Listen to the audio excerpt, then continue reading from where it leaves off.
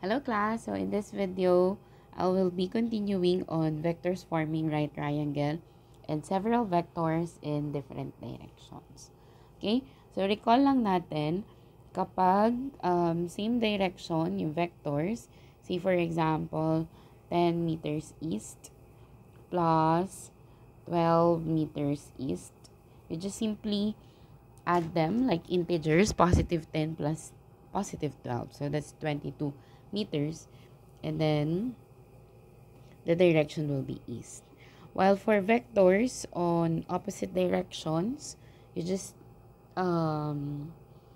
assign positive or negative depending on the direction. Say for example, 25 meters south plus 13 meters north.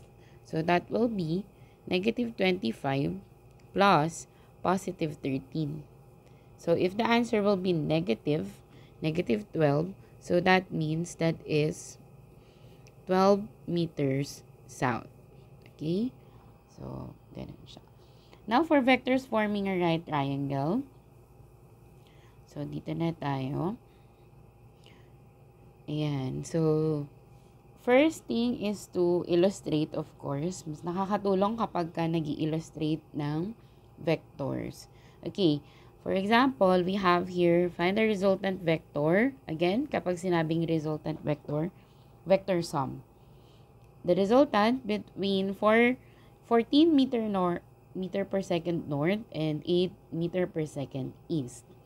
Okay, so to solve this, because these are angles on different axes and this would form right triangle, we'll be using the Pythagorean method. Okay, the Pythagorean theorem, which says that c squared is equal to a squared plus b squared, where c is the hypotenuse. So to solve for c, we'll have the square root of a squared plus b squared. Now, to get the angle, we'll be using the trigonometric function SOHCAHTOA. Okay? So, let's try to solve 14 meter per second north and 8 meter per second east. So, although may illustration na dyan, illustrate ko ulit. We have vector A equal to 14.0 meter per second north and vector B equal to 8.0 meter per second east. So, we are asked to find the resultant. Okay? So, illustrate muna natin. Let's use different color. So, we draw a small Cartesian plane para guided. So, this is our Cartesian plane. Okay?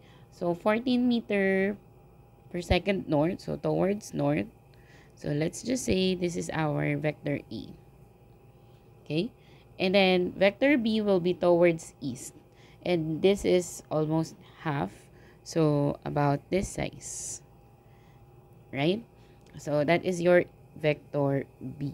Now, for the resultant, remember na kukunin yung resultant mula dun sa origin, papunta dun sa arrowhead. Okay? So, ito yung magiging resultant natin.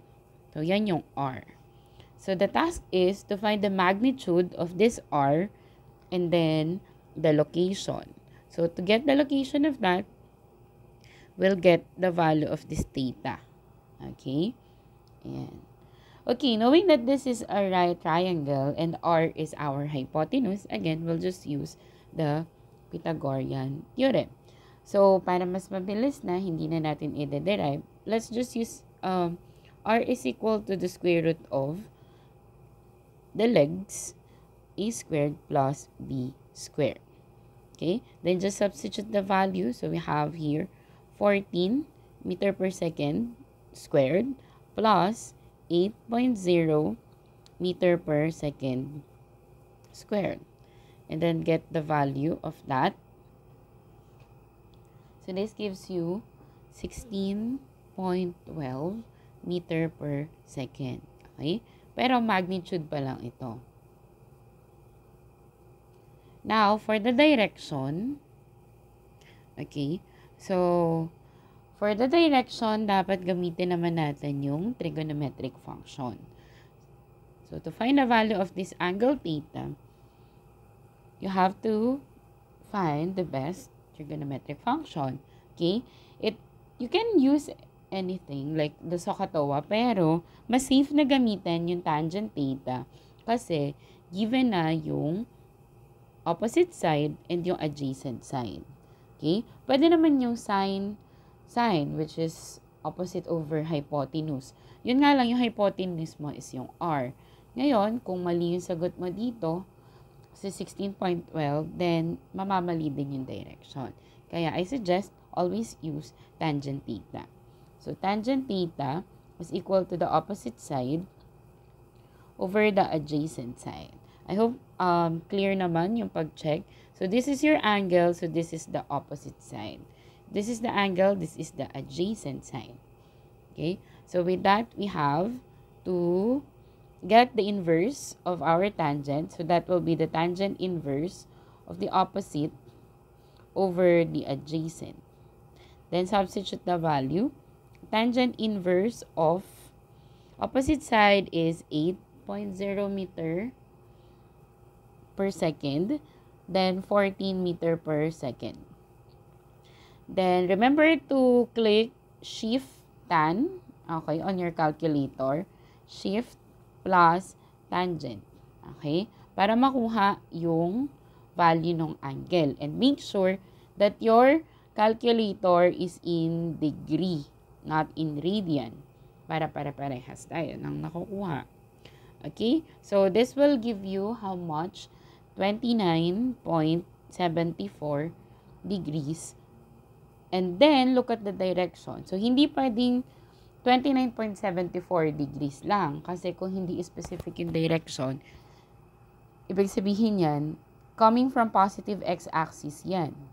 Okay? So, in this case, hindi naman siya nasa positive x-axis. Okay?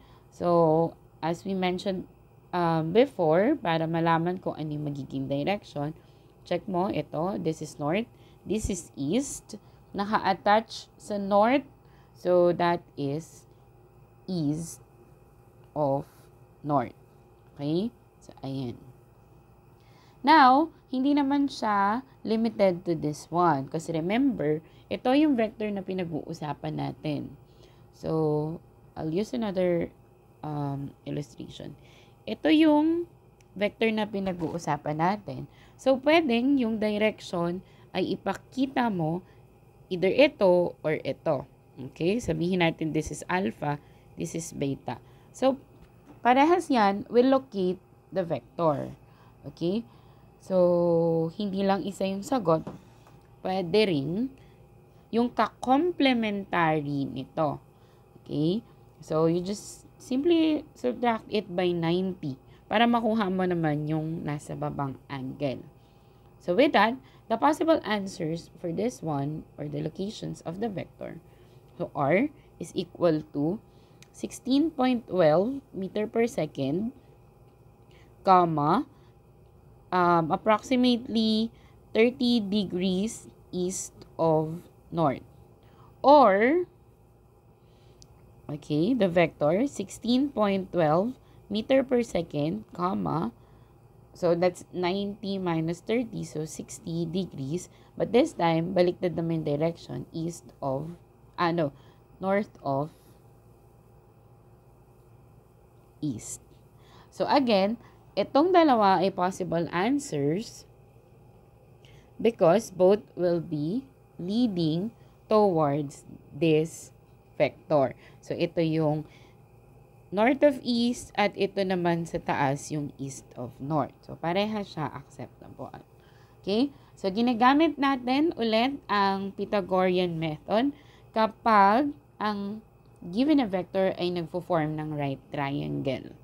So paano siya magpo-form ng right triangle? Remember to do the head to tail method. So ayan din yung sagot. So yan. Isa pang example para mas makuha natin siya. Okay. Oops. Random given lang. So, vector A, vector B. Sabihin natin na 25 kilometer west. and then 16 kilometer south. Okay, what will be the resultant? Again, step 1, illustrate. Okay, so you draw a small Cartesian plane so that you will be guided. Yung Cartesian plane natin, medyo ina-adjust din natin siya. Kung halimbawa, mas magagamit mo yung space sa baba. So, mas okay na, mas malaki yung space. Kasi this is south of west. So, banda dito naman siya kasi quadrant 3. So, let's always start with the first value. So, A muna. So, if that's 25 kilometers, sabihin natin na ito yung A. Okay? And then yung B, idudugtong natin dun sa head. Kaya nga head to tail. So, almost 3/4 siguro, ganyan. So, this is B. Okay? And then, to locate the resultant vector, you connect yung origin papunta dun sa head. So, ito yung resultant. Okay? So, yan yung hinahanap natin plus yung direction niya given itong theta na ito. Okay, how to solve again? So, to solve for the magnitude of the vector, so you use r is equal to the square root of a squared plus b squared.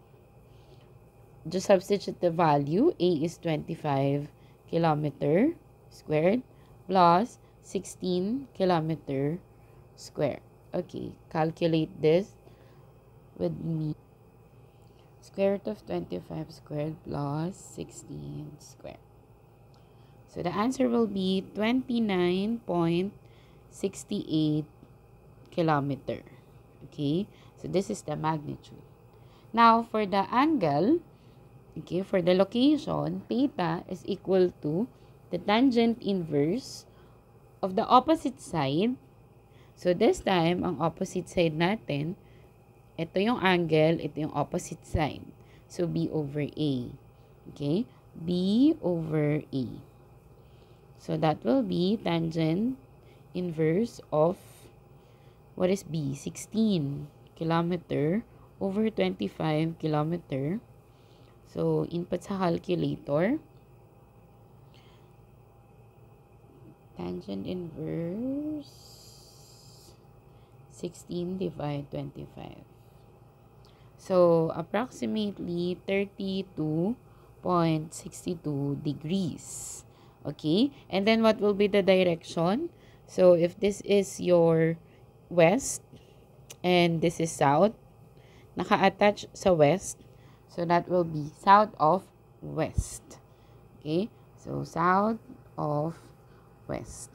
So, ayan yung sagot. And then, you just express your answer, your final answer, as r equal to 29.68 kilometer, comma, 32.68 degrees south of west. Ayan. Although, pwede namang ipakita pa yung isang sagot, pero one is enough. Okay? So, ayun.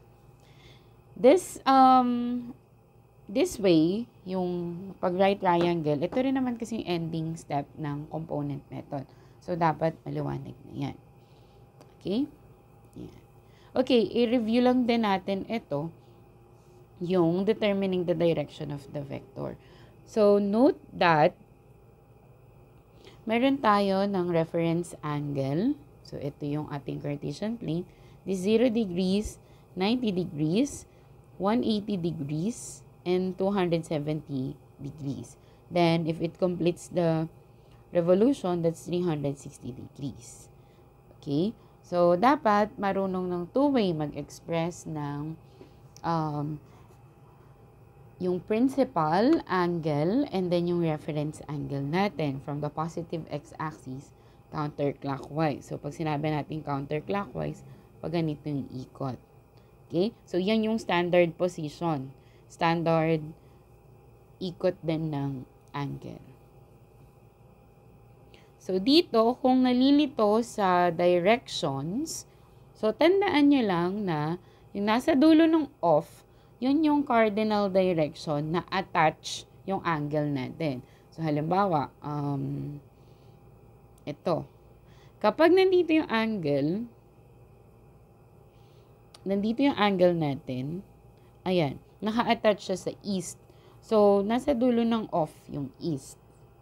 Okay? Halimbawa, dito naman. Okay? Kapag meron dyan, naka-attach naman siya sa west. So, south at saka west yan, kaya yung west yung nasa dulo. Even without the arrow, pwede mo namang tingnan, ito. East and south yan, pero attached to south. Kaya, east of south. Okay? So, different ways to express direction of vectors. So, pwedeng yung nasa taas na angle, yung nasa baba, pwede rin from positive x-axis counterclockwise. So, for example, kung ang tinutukoy natin ay 30 degrees south of west, ayan, ito yung west. So, ibig sabihin, naka-attach sa west, ito yung tinutukoy natin doon. Ito yung 30 degrees. Right? Ito naman ay west of south. So, west and south, this is naka-attach naman dito. Ito naman yung 60 degrees. Okay. Change ko siya ng color to blue. Okay, ayan. Tapos, pwede rin siyang from positive x-axis. Counterclockwise, yung standard na ikot. So, ito naman yung mas malaki. Ayan naman yung 210 degrees. O, paano naman nakuha yung 210 degrees? Knowing that this side, this reference is 180 degrees. So, dadagdagan mo ng 30, 180, kasi 30 na ito pang kasama niya, plus 30, kaya naging 210 degrees. Okay? So, lahat ito ay pare-parehas na location ang tinutukoy. So, ibig sabihin, hindi lang siya limited sa isang direction. As long as, kapag nilocate natin, yan, dito sa Cartesian plane, will touch this vector. Pwedeng ito, pwedeng pa ganon, pwedeng ito. So, at the end of the day, iisa yung location na tinutukoy natin. Okay, let's practice this given the illustration. So, what will be the directions? Let's start with this one. So, again, okay, look. So, pwede kayong maglagay. So, this is your east, this is your south. Naka-attach siya sa east. Ito yung east. Doon siya nakadikit, kaya south of east. Okay, next. Ito naman yung east, ito naman yung north. Nakakonect siya sa east. Kaya siya magiging north of east. Next, ito naman, wala siyang specific na location. So, pwedeng tatlo. Kung ito yung tinutukoy natin, I'll use orange. Kung yung orange yung tinutukoy natin, naka-attach sa west. Okay? So, ayan. Attach sa west. So, that will be south of west. Kung yung nasa baba naman, I'll use green. Where's the green? Ayan. I'll use green. Ito. Kung ito naman tinutukoy natin, west and south, pero naka-attach sa south. So, that's west of south. And pwede rin yung pinakamalaking angle, I'll use blue. Ito naman siya. Pwedeng from positive x-axis, counterclockwise. Okay? And the answer to that will be more than 180 but less than 270. So, pwedeng tatlo. Now, paano naman mag-illustrate? Okay, magtitingin. Dito naman, mag-illustrate. 35 degrees west of south. So, dahil west of south, titingnan mo kung anong quadrant yan mag-fall. So, gawa ka ng Cartesian plane, asan yung west at yung south. So, ibig sabihin, nasa third quadrant. Okay? So, gawa ka ng line. Saan nakakonect yung vector? Kasi nga, di ba, nasa dulo ng off yung south. So, ito yung tinutukoy natin. And then, lagyan ng 35. degrees. So, that is your 35 degrees west of south. Okay? Next, 80 degrees north of west. Number 2. Let's use orange. So, north of west. So, gawa ka ulit ng Cartesian plane. Ito yung north at ito yung west. So, ibig sabihin, nasa quadrant 2. Now, saan siya i-connect? I-connect natin siya sa west kasi nasa dulo ng off yung west.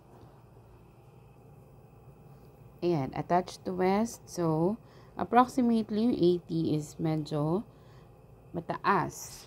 So, malapit na siyang dumikit dun sa 90. Gawa tayo ng ganito.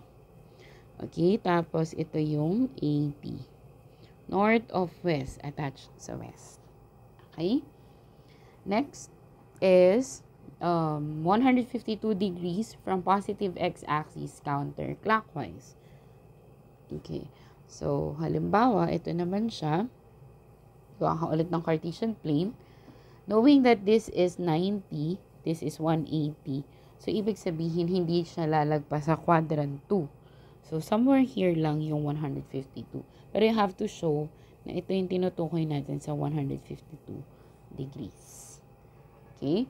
So, para naman malaman kung ano ang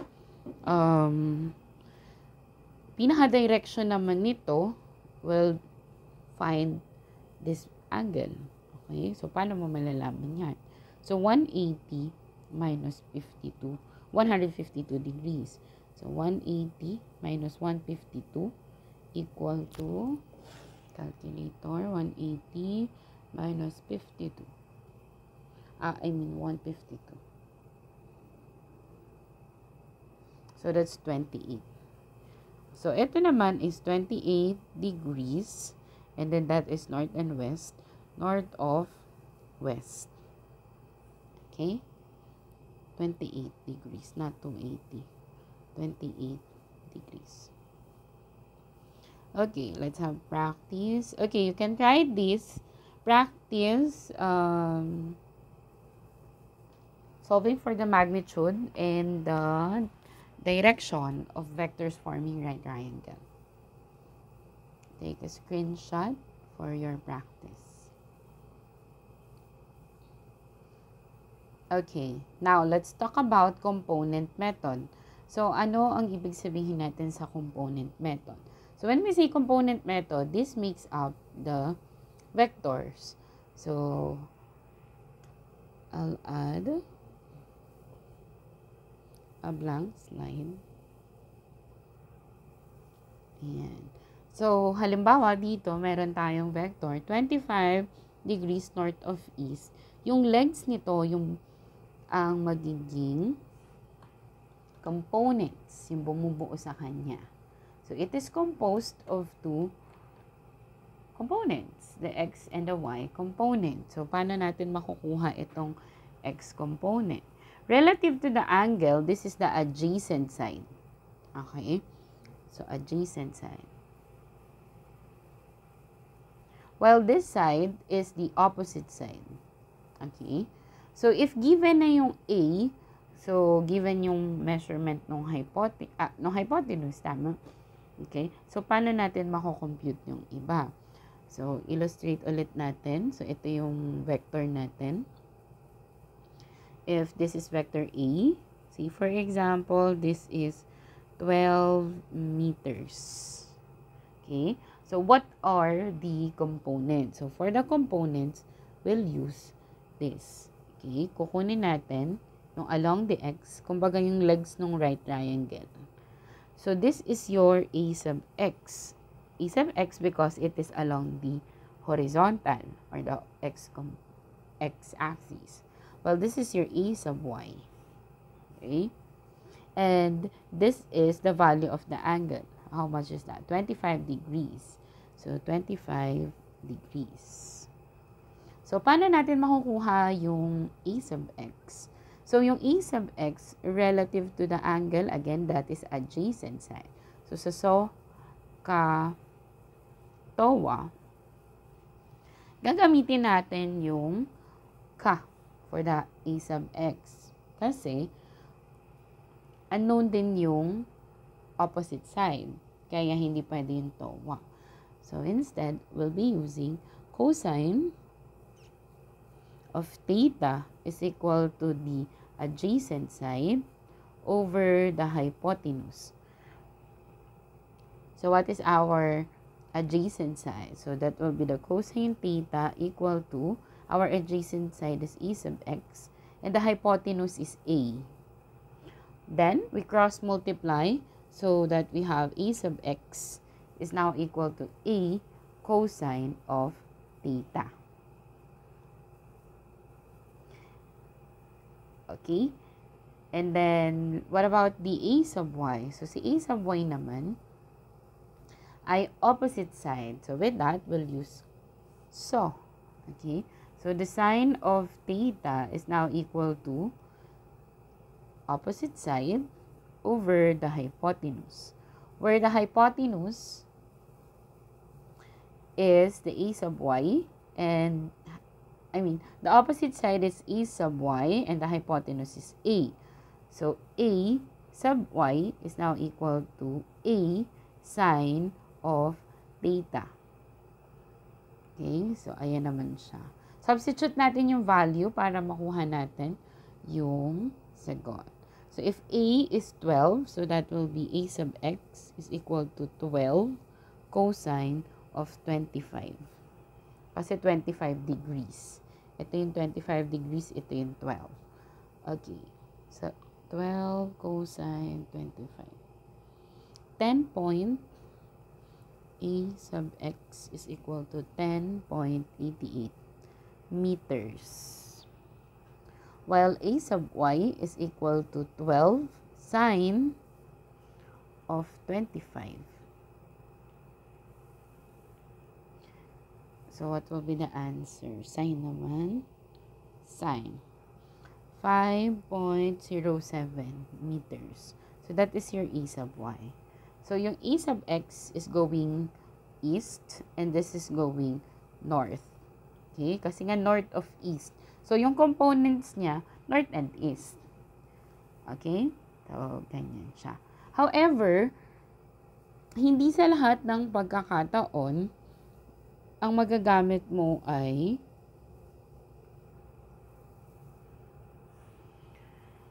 cosine will be a. Hindi laging ganito yung sa lahat ng pagkakataon. Pero may paraan para maging consistent siya. So, halimbawa, ito. Let's take these two examples. Kanina, ito yung angle. With that, opposite side niya, si a sub y. Okay? Ito ay a sub x. So, okay ito na gamitin na sine. Okay? So, ang gagamitin natin dito ay sine. Or sabihin na lang natin so. At dito ay ka. Kasi adjacent side. E paano kung ganito na yung angle? Ito na sa taas. Okay? Kung ito yung angle mo, ito naman ngayon ang naging adjacent side. At itong sabihin natin, this is A, this is B. This will now be your B sub X kasi yun yung along the horizontal. And this is B sub Y. Diba? In this case, ang gagamitin mo for B sub Y ay ka kasi siya yung adjacent. At ito ay so. Okay? So, there are times that you have to consider that. So, instead na malito at magpaiba-iba ng gagamitin, will be consistent in using so and ka. But so and sa? So and ka. Yan. Ka kapag ka x component. Y component. Okay. Yan. Paano tayo magiging consistent? So, to be consistent, ayan. So, we will be converting the reference angle to an angle with respect to the positive x-axis. In this case, cosine will always be for x component, sine will always be for y component. Okay? And take note of number 2. You will not anymore take into consideration the sine after each quadrant kapag ginamit mo yung angle with respect to positive x-axis. So, halimbawa, ito yung 60. Ito yung 60 degrees. Hindi naman siya with respect to positive x-axis. So, instead, kukunin mo itong value na to para maging consistent ka. O, another one.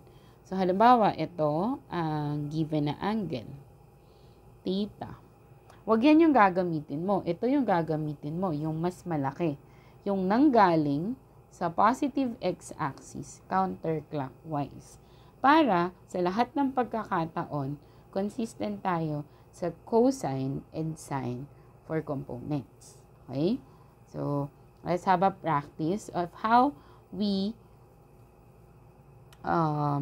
convert this angle to the positive x-axis. Okay, so halimbawa, 35 degrees north of east. Step 1, i-drawing mo muna siya. Okay, pero yung pag-drawing, reference lang naman. North of east, so that is attached to east. So, ito yung 35. So, automatically, nandiyan na siya, galing na siya sa positive x-axis. So, 35 degrees na yan. So, angle na lang yung nilalagay natin. Next, 20 degrees east of north. Okay, so drawing at 20 degrees east of north. I'll use red. East of north. So, ibig sabihin, naka-attach sa north. So, this is your 20 degrees. Eh, hindi naman siya galing sa positive x-axis. So, ang hinahanap natin ay ito. Okay? Ito naman yung hinahanap natin. Ano yung magiging value niyan? So, to get that, you have your 90 degrees minus 20 degrees para makuha mo yon. So, that will be 70 degrees. Okay? So, dito papasok yung reference angle. Next, number 3. 60 degrees east of south. So, i-drawing natin si 60 degrees east of south. Dito na lang. East of south. So, dapat mas malaki yung quadrant 4. So, kung east of south, ito yon at nakakabit siya sa south. So, ito yung 60. Ang hinahanap natin from positive x-axis, counterclockwise, itong mas malaki. So, ano yung magiging value niyan? So, kung titingnan mo, this is your 270, tapos idadagdag mo yung 60.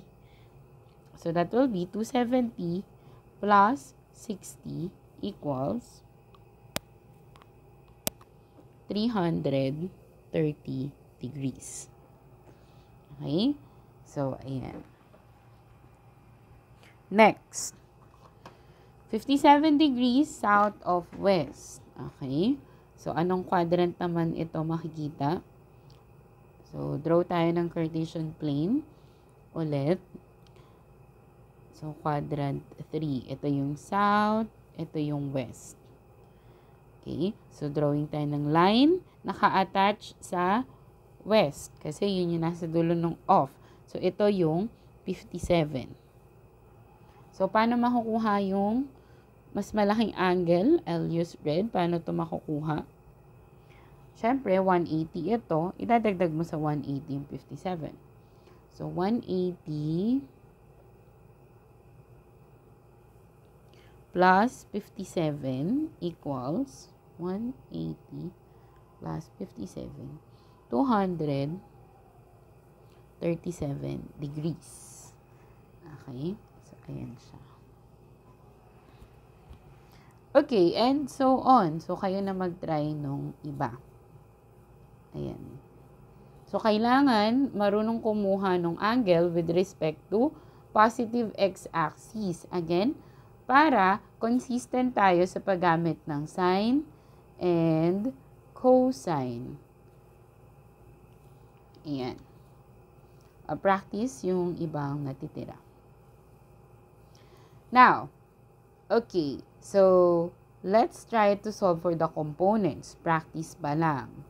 So, instead of but parehas y-axis. So, dapat itong isa ay x component. Okay. So, again, step 1, i-drawing muna yung vector, kung paano siya. Pero, practice nyo na lang din to para discuss ko na yung component method. Okay. Let's try to answer. How do we differentiate vector and scalar? Vector, magnitude and direction. Scalar is magnitude only. Describe by magnitude. Give examples. Ayan. Kayo na bahala dyan. How to add vectors? You add them like integers. However, for vectors na hindi naman nasa cardinal direction or north, east, west, south, you get the components. Now, let's talk about component method. So, ayan, may review dito. Try nyo na din. Identify the direction of each vector or convert this to an angle with respect to positive x-axis. So, ito, illustrate natin siya. North of west. Anong quadrant? Quadrant 2. So, gawa ka ng Cartesian plane. North of west. So, naka-attach sa west. Ito yung 56 degrees. Ang hinahanap yung mas malaking angle. So, paano makukuha yon? Knowing that this is 180, ibabawas mo lang 56. So, 180 minus 56 degrees. 180 minus 56. So, that is 124 degrees. Okay? Now, ito naman ay baliktad. 105 naman. Ano naman yung direction niya? Now, si 105, gawa tayo ulit ng Cartesian plane. Kung ito ay 180 at ito ay 90, so nandito lang yung 105. Diba? Ito lang yung 105. Paano natin makukuha yung value nito?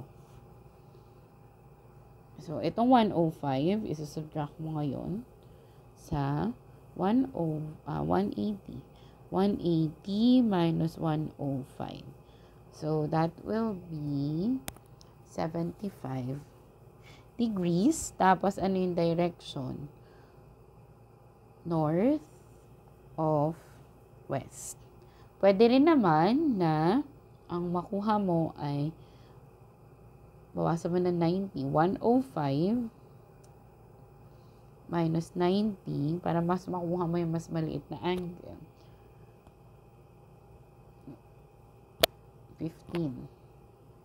15 degrees. Pero yung 15 degrees ay west of north. At asan yung 15 degrees? I'll use red. Ito yung 15 degrees. Okay? So, ayan siya. Parehas ito ay tama. Next, practice nyo na yung iba.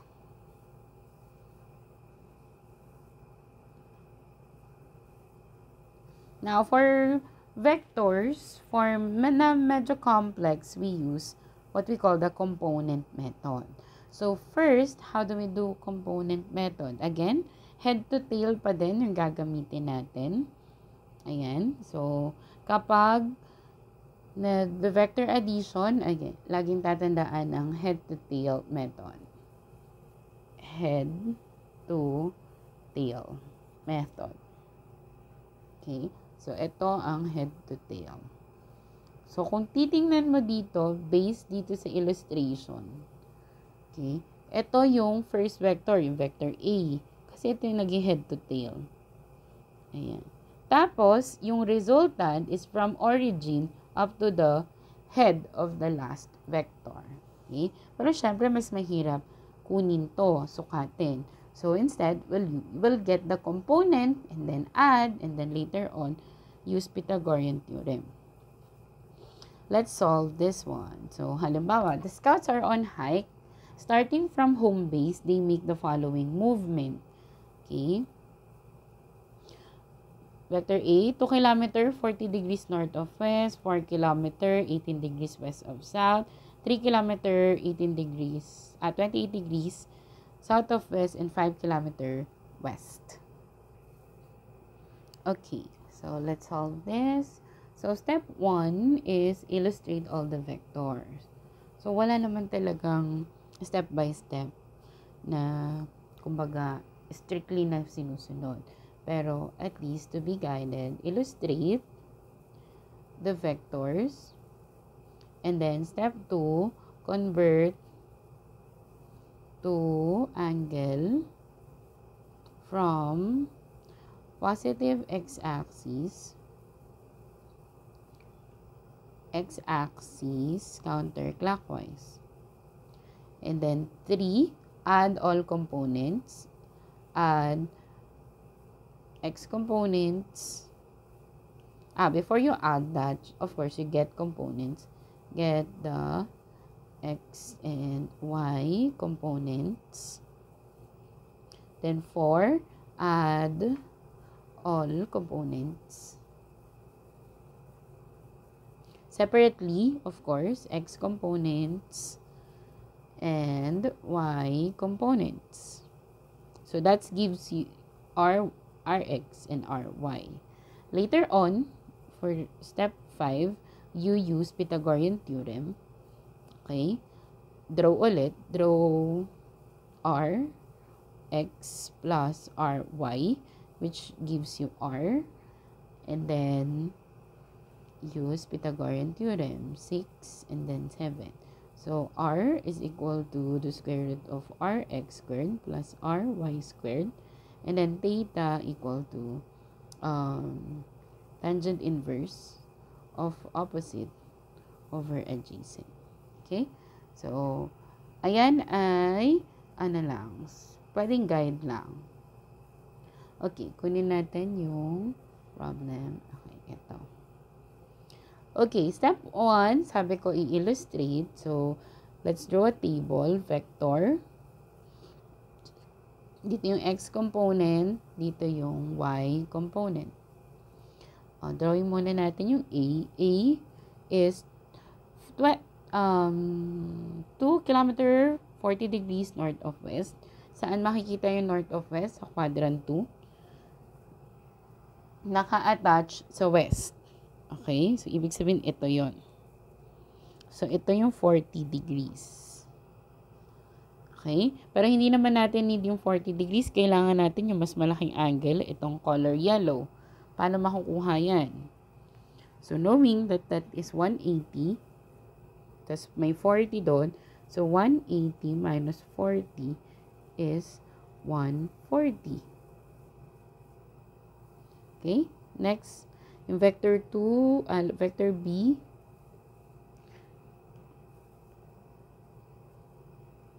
B naman, gawa tayo ulit. West of south. Anong quadrant yung west of south? So, that's quadrant 3. So, adjust natin ng konti yung Cartesian plane dito. So, quadrant 3, dahil west of south, attached sa south, right? And then, kunin natin yung mas malaking angle. If this is 18, ano to? Paano makukuha yung angle na yon? So, we'll use yung reference natin na gagamitin ay 270. So, 270 minus 18, para makuha mo yon, that will give you 252 degrees. Okay? Next, let's add another page. Next is 3 kilometer 28 degrees south of west. Okay, still in quadrant 3. So, C is here, south of west, but this time attached to west. So, this is how much? 28 degrees. 28. How will you get yung bigger vector? So, a bigger angle. Knowing that this is 180, so you have to add that. 180 plus 28. How much? 208 degrees. So, again, itong mga kinukuha natin na angle ay angle from the positive x-axis. Then, vector D is 5 kilometer west. So, kung 5 kilometer west siya, gawa ka ng Cartesian plane, ito yan, west. Okay? Diba? So, ganun lang. Cartesian plane, then west. Anong angle niyan? So, 180. Kasi west. Diba? West is 180. Yan. And then, we'll use component method. So, isa-isa talagang kukunin yung component. So, medyo mahaba siya. Pero, tiyaga lang at step by step lang. So, you'll write A sub x is equal to A cosine of theta. Then, A sub y is equal to A sine of theta. Substitute the value. Ano yung A? So, di ko muna lalagay yung units, pero 2 multiplied by cosine 140. So, dito naman, 2 sine 140. So, ano magiging sagot? So, A sub x is negative 1.53 kilometer. A sub y is equal to 1.29 kilometer. Okay, underline natin para makita natin mamaya. Next, vector B. That is 4 kilometer. So, you have your B sub x is equal to B cosine theta. B sub y is equal to B sine theta. Substitute the value. So, that's 4 cosine. Ito yung nakuha natin na angle, 252. While here, 4 sine 252. Substitute the value. Input sa calculator, answer will be negative 1.24 kilometer. And then, B sub y is equal to negative 3.80 kilometer. Next, C. So, still C sub x is equal to C cosine theta. Substitute the value. Our C is 3 kilometer. So, 3 cosine 208. So, what will be C sub x? Negative 2.65 kilometer. Then, C sub y is equal to C sine of theta. C is 3 sine of 208. This gives you negative 1.41 kilometer. Okay, so ayan. Then, last is D. D sub x is equal to D cosine of theta. So, our D is 5 kilometer. 5 cosine, dahil west, so 180. Okay, so D sub x will be automatically negative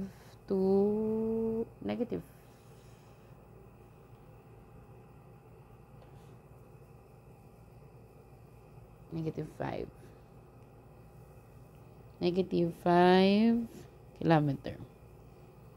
Then, D sub y is equal to D sine of 180. So, that is 5 sine of 180. Sine of 180 is 0. So, D sub y is 0. Kasi nga, west lang siya. So, wala siyang x component. Ayan. So, after that, meron ka na nung mga components. Sabi natin, yung next na step is to add all the components. So, x components, when you add all the x component, this will give you r sub x. R meaning the resultant. Okay? So, that means r sub x is equal to ax plus bx plus bx plus cx plus dx. And then, the resultant of the y component, ry, is ax plus bx plus cx plus dx. Okay, substitute lang natin. Yung mga negative, pinapakita niyan yung direction. So, kung x component, tapos negative, papuntang west.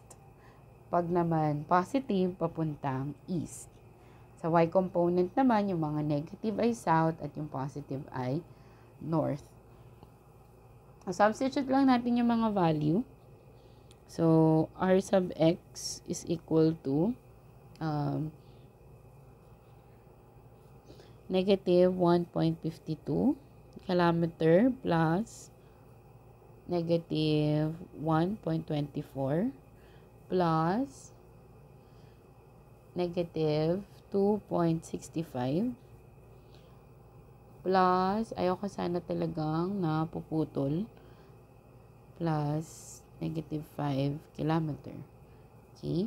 Sa calculate. This gives you negative 10.32. Negative 10.32 Rx. Tapos, dapat talaga naka-align yung equal sign. Kasi nga, equation eh.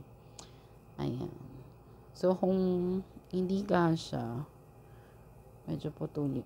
Adjust na natin. Ayan. So, this is your R sub x. Now, because this is negative, so that means your R sub x is magiging positive siya kasi yung negative magiging direction. Kilometer west. Naku ha? So, itong negative naging direction, naging west. Next, let's add all the y components. So, oops.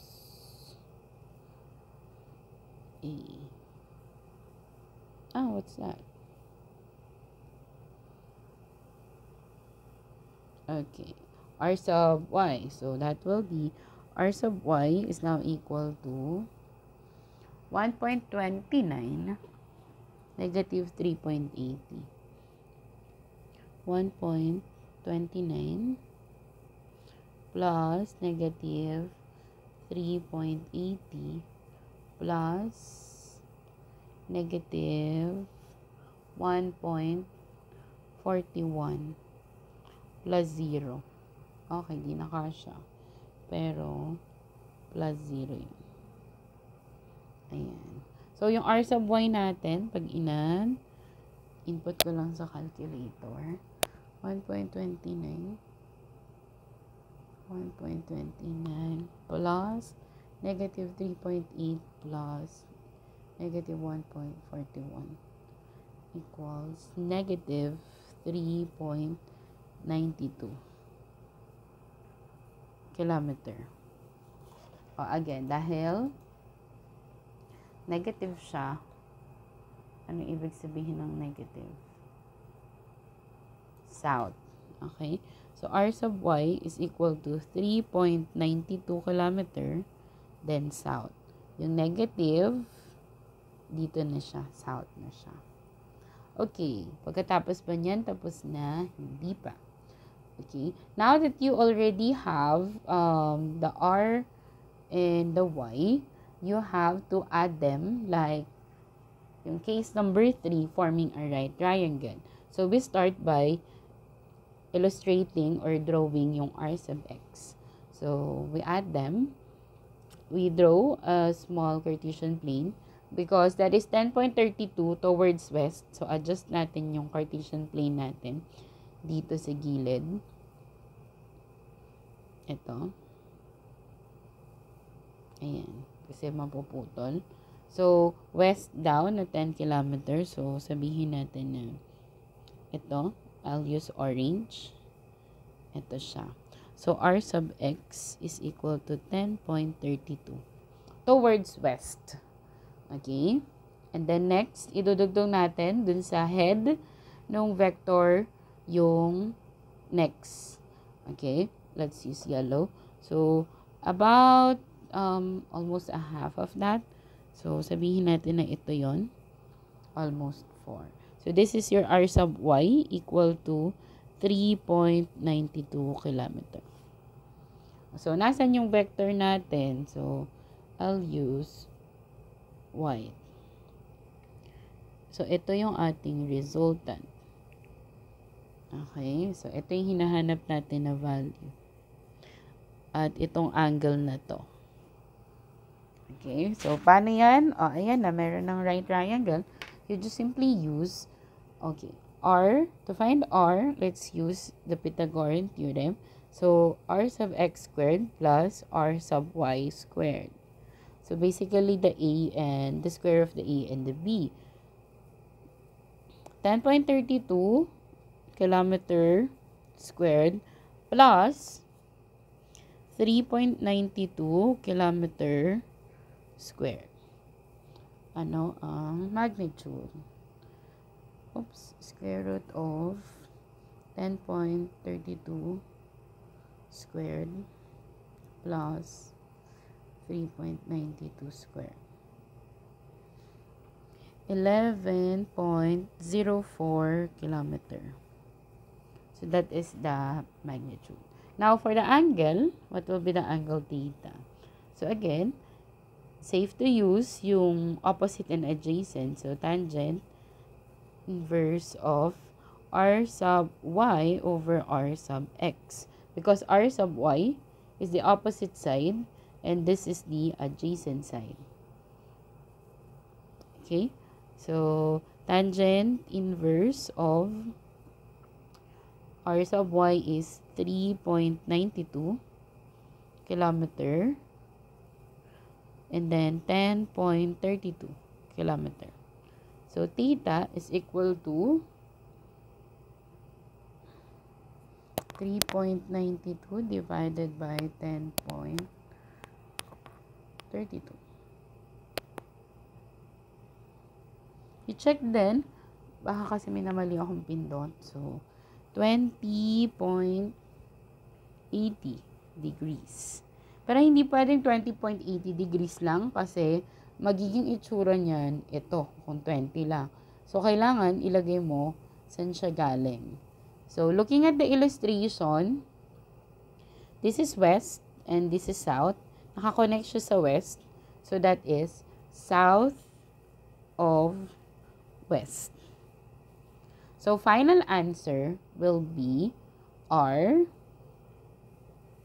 with an arrow on top is 11.04 kilometer, comma, 20.80 degrees south of west. Okay? So, ayun siya. Pero again, pwede mong i-express in sa complementary. So, if this is about 20 degrees, so about 70 degrees or 69 degrees. West of south naman, itong nasa baba. Pwede rin ito. If this is your 21 degrees, this is 69 degrees. West of south. So, pwede din yon. Okay? So, ganun siya. So, for practice, try to answer yung mga ito, sample problem. And then, ito din. Yan, sample problem. Okay? So, good luck sa quiz.